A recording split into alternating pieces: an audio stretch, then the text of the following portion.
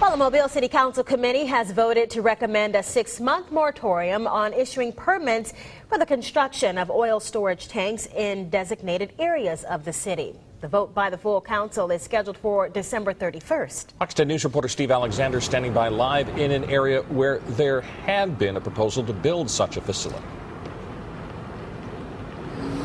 We're in the parking lot at the bus terminal right behind the GM&O building. Now, it was a couple of weeks ago that there was some discussion about a proposal to build an oil storage tank facility and some abandoned roadways near railroad tracks behind here.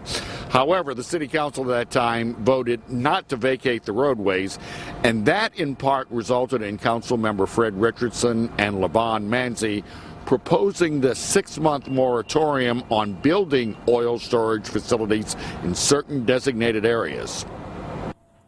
The designated areas where storage tanks couldn't be built are all properties north and south of Bay Bridge Road and New Bay Bridge Road.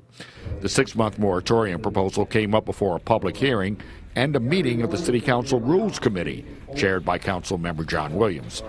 Those opposed to the moratorium said oil storage tank facilities have to meet strict guidelines and that a moratorium is bad for business. And there's no reason why there should be a moratorium against them, because they've met all the standards that's required by industry, state, and local governments. It is our opinion that a sweeping moratorium on the building of storage tanks in an area that has for decades been zoned as industrial could have unintended consequences. It would seem to us that carefully considering projects on a case-by-case basis would be more friendly. Those in favor of the moratorium said they're worried about their safety.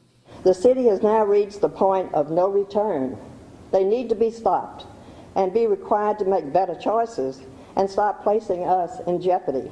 The city council needs time to speak to all of these different players and make sure we have the proper environmental controls in place. Make sure we have the proper design procedures in place like Mr. Cutt described. Tanks have got to be anchored to foundation. We won't float away in a storm surge. After meeting about an hour and a half, the Rules Committee voted 2-1 to recommend the moratorium to the full City Council. Council members Bess Rich and C.J. Small voted for it. John Williams voted against it.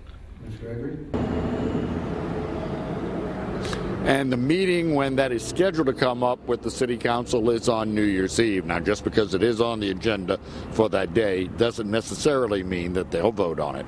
Reporting live from behind the GM&O building, Steve Alexander, Fox 10 News. Thank you, Steve.